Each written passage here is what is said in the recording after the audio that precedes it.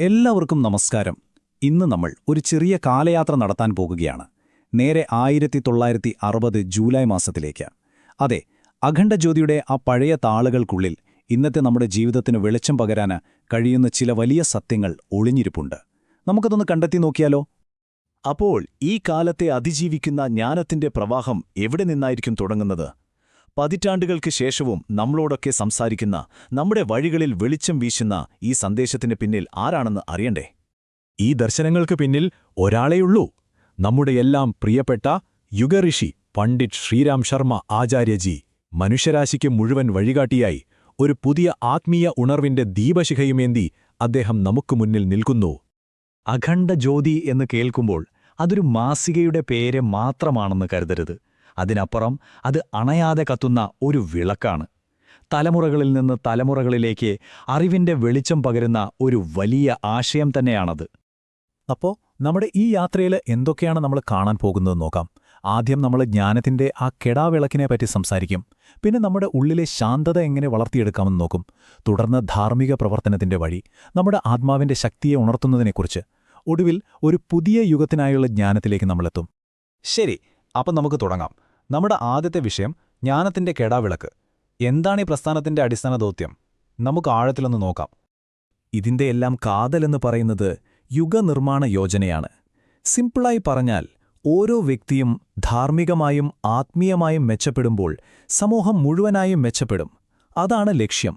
ഒരു യുഗത്തെ തന്നെ പുനർനിർമ്മിക്കാനുള്ള ഒരു ആഗോള മുന്നേറ്റമാണിത്.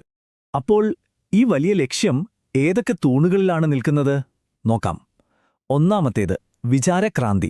അതായത് നമ്മുടെ ചിന്തകളിൽ ഒരു വിപ്ലവം കൊണ്ടുവരണം. ആ നല്ല ചിന്തകൾ കൊണ്ട് നമ്മുടെ വ്യക്തിത്വത്തെ കൂടുതൽ മെച്ചപ്പെടുത്തണം. അത് സമൂഹത്തിന്റെ നന്മയ്ക്ക് വേണ്ടി ഉപയോഗിക്കണം. പിന്നെ ഇതെല്ലാം ശാസ്ത്രീയമായ ആത്മീയതയുടെ അടിസ്ഥാനത്തിലായിരിക്കണം. എല്ലാത്തിനും മുകളിലായി ഓരോ മനുഷ്യന്റെയും അന്തസ്സിനെ നമ്മൾ ബഹുമാനിക്കണം. ഇതാണ് ആ അടിസ്ഥാന തൂണുകൾ. ഇതൊക്കെ കേൾക്കാൻ നല്ല രസമുണ്ടല്ലേ? പക്ഷേ ഈ ഓട്ടപ്പാച്ചിലിനിടയിൽ, ഈ അശാന്തമായ ലോകത്ത് നമുക്കെങ്ങനെ സമാധാനം കണ്ടെത്താൻ പറ്റും? അതാണ് നമ്മുടെ അടുത്ത വിഷയം. നമ്മുടെ ഉള്ളിലേക്കൊന്ന് നോക്കാം. സത്യം പറഞ്ഞാൽ ഇത് നമ്മളെല്ലാവരും നമ്മളോട് തന്നെ ചോദിക്കുന്ന ഒരു ചോദ്യമല്ലേ? ഈ ടെൻഷനൊക്കെ എങ്ങനെ മാനേജ് ചെയ്യാം? എവിടെ നിന്നാണ് ശരിക്കുമുള്ള സമാധാനവും സന്തോഷവും കിട്ടുക? നമുക്ക് നോക്കാം, ഇതിന് എന്തുത്തരമാണ് അഖണ്ഡജ്യോതി നൽകുന്നതെന്ന്. എന്തൊരു ശക്തമായൊരു വാചകമാണിത്! ശരിക്കുമുള്ള സമാധാനം എന്ന് പറയുന്നത് ജീവിതത്തിൽ പ്രശ്നങ്ങളൊന്നും ഇല്ലാതിരിക്കുക എന്നതല്ല, മറിച്ച് എന്തു പ്രതിസന്ധി വന്നാലും നമ്മുടെ ഉള്ളിൽ അണയാതെ കത്തുന്ന ഒരു വെളിച്ചമുണ്ടല്ലോ, ആ ധൈര്യത്തിന്റെ, ആ ശക്തിയുടെ സാന്നിധ്യമാണ് യഥാർത്ഥ സമാധാനം. ശരിയല്ലേ? ഓക്കെ, അപ്പോൾ ഈ ഒരു ആന്തരിക ശാന്തതയിലേക്ക് എത്താൻ നമുക്ക് എന്തു ചെയ്യാൻ പറ്റും? അതിനൊരു 4 വഴികളുണ്ട്. ഒന്നാമതായി ആത്മപരിശോധന. അതായത് നമ്മളിലേക്ക് തന്നെ തിരിഞ്ഞു നോക്കണം. 2, ധ്യാനത്തിലൂടെ മനസ്സിനെ ഒന്ന് ശാന്തമാക്കുക. 3, ഉപാസനാസാധന. നമ്മുടെ ശ്രദ്ധയെ ഭക്തിയോടെ ഒരിടത്ത് കേന്ദ്രീകരിക്കുക. പിന്നെ 4, ഒരു ചിട്ടയായ ജീവിതം. ഈ 4 കാര്യങ്ങൾ ഒന്നിക്കുമ്പോഴാണ് യഥാർത്ഥ സമാധാനം നമ്മൾ അനുഭവിക്കാൻ തുടങ്ങുന്നത്. അപ്പോ നമ്മുടെ ഉള്ളിൽ സമാധാനം കണ്ടെത്തി.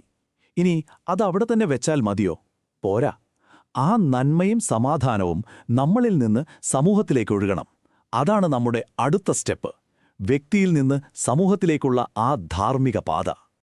ഇവിടെ വളരെ വ്യക്തമായ ഒരു താരതമ്യം കാണാം. ഒരു വശത്ത് സ്വാർത്ഥമായ ജീവിതം, മറുവശത്ത് നിസ്വാർത്ഥ സേവനത്തിന്റെ ജീവിതം. നോക്കൂ, സ്വാർത്ഥത എപ്പോഴും നമ്മളെ ഒറ്റപ്പെടുത്തും, ഒരുതരം അതൃപ്തി നിറയ്ക്കും. എന്നാൽ സേവനം അങ്ങനെയല്ല. അത് നമ്മളെ മറ്റുള്ളവരുമായി ബന്ധിപ്പിക്കും, യഥാർത്ഥ സംതൃപ്തി നൽകും. ഒന്ന് ചെറിയൊരു വൃത്തത്തിൽ ഒതുങ്ങുമ്പോൾ മറ്റേത് അനന്തമായ ഒരു യാത്രയാണ്. അപ്പോൾ എവിടെയാണ് നമ്മൾ ഈ നിസ്വാർത്ഥ സേവനം തുടങ്ങേണ്ടത്? മറ്റെവിടെയുമല്ല, നമ്മുടെ സ്വന്തം കുടുംബത്തിൽ നിന്ന് തന്നെ. അവിടെ നിന്നാണ് അത് സമൂഹത്തിലേക്ക് വളരേണ്ടത്. നല്ല സാമൂഹിക ബന്ധങ്ങളുണ്ടാക്കണം, സ്ത്രീകളെ ശാക്തീകരിക്കണം, യുവതലമുറയ്ക്ക് നല്ലൊരു വഴികാട്ടിയാകണം. ഇങ്ങനെയൊക്കെയാണ് നമ്മൾ നല്ലൊരു നാളെ ഉണ്ടാക്കിയെടുക്കുന്നത്. ഇനി നമ്മൾ 4ാമത്തെ വിഷയത്തിലേക്ക് കടക്കുകയാണ്. ഇത് വളരെ പ്രധാനപ്പെട്ട ഒന്നാണ് കേട്ടോ. നമ്മുടെയൊക്കെ ഉള്ളിൽ ഒളിഞ്ഞിരിക്കുന്ന, നമ്മൾ ആരും ചിലപ്പോൾ ശ്രദ്ധിക്കാത്ത ഒരു വലിയ ശക്തിയെക്കുറിച്ചാണ് നമ്മൾ സംസാരിക്കാൻ പോകുന്നത്. ആ ആന്തരിക കഴിവിനെ എങ്ങനെ പുറത്തു കൊണ്ടുവരാമെന്ന് നോക്കാം. എന്താണ് ഈ ആന്തരിക ശക്തി അല്ലെങ്കിൽ ആത്മശക്തി? അത് നമ്മുടെ ഓരോരുത്തരുടെയും ഉള്ളിലുള്ള ഒരു വലിയ നിധിയാണ്. ഇച്ഛാശക്തിയുടെ, ക്രിയേറ്റിവിറ്റിയുടെ, ആത്മീയ ബലത്തിൻ്റെയൊക്കെ ഒരു വലിയ സംഭരണി. നമ്മളെല്ലാവരിലും ഈ ദൈവികമായ ശക്തിയുണ്ടെന്ന വിശ്വാസമാണ് ഇതിൻ്റെയെല്ലാം അടിത്തറ. ശരി, നമ്മുടെ ഉള്ളിൽ ഈ ശക്തിയുണ്ടെന്ന് മനസ്സിലായി. ഇനി ഇതിനെ എങ്ങനെ ഒരു ഉത്തമ വ്യക്തിത്വമാക്കി മാറ്റാം? അതിനും 4 വഴികളുണ്ട്. ആദ്യം നമ്മുടെ വിൽ പവർ കൂട്ടണം. പിന്നെ നമ്മുടെ നെഗറ്റീവ് വികാരങ്ങളെ, ദേഷ്യം, പേടി പോലെയുള്ളവയെ മറികടക്കണം. ജീവിതത്തിൽ ഒരു ഡിസിപ്ലിൻ കൊണ്ടുവരണം. 4ാമതായി എപ്പോഴും അന്തസ്സോടെ ജീവിക്കാൻ ശ്രമിക്കണം. ഇതൊക്കെ ചെയ്യുമ്പോൾ നമ്മുടെ ഉള്ളിലെ ആ ശക്തി താനേ പുറത്തുവരും. ഇപ്പോൾ നമ്മൾ അവസാനത്തെ ഭാഗത്തേക്കെത്തുകയാം. ഇതുവരെ നമ്മൾ സംസാരിച്ച ഓരോ കാര്യവും പരസ്പരം ബന്ധിപ്പിച്ച് ഒരു വലിയ ചിത്രത്തിലേക്ക്, അതായത് ഒരു പുതിയ യുഗത്തിന്റെ പിറവിയെക്കുറിച്ചുള്ള ദർശനത്തിലേക്ക് നമ്മൾ എത്തുന്നു. ഒരു ചിന്തയുടെ ശക്തിയെ നമ്മളൊരിക്കലും കുറച്ചു കാണരുത്. ഇവിടെ പറയുന്നത് അതാണ്. നല്ല ഉയർന്ന ഒരൊറ്റ ചിന്ത മതിയെ ഒരു യുഗത്തെ തന്നെ മാറ്റിമറിക്കാൻ പോകുന്ന ഒരു വിപ്ലവത്തിന് തിരികൊളുത്താൻ. അതാണ് വിചാരക്രാന്തിയുടെ പവർ. ഈ മാറ്റം സംഭവിക്കുന്നത് എങ്ങനെയാണെന്ന് നോക്കൂ. അതൊരു ചെയിൻ റിയാക്ഷൻ പോലെയാണ്. ആദ്യം വ്യക്തിപരമായ ഒരു ഉണർവ്, ആ മാറ്റം പിന്നെ നമ്മുടെ കുടുംബത്തിലേക്ക് വരുന്നു, അവിടെ നിന്ന് സമൂഹത്തിലേക്ക് പടരുന്നു. അങ്ങനെ ഒരുപാട് പേര് മാറുമ്പോൾ ഒരു പുതിയ യുഗം തന്നെ പുനർനിർമ്മിക്കപ്പെടുന്നു. ഒരു ചെറിയ വിത്തിൽ നിന്ന് വലിയൊരു മരമുണ്ടാകുന്നതുപോലെ. അപ്പോ ഇത്രയും പറഞ്ഞതിൻ്റെയൊക്കെ അവസാന ലക്ഷ്യമെന്താണ്?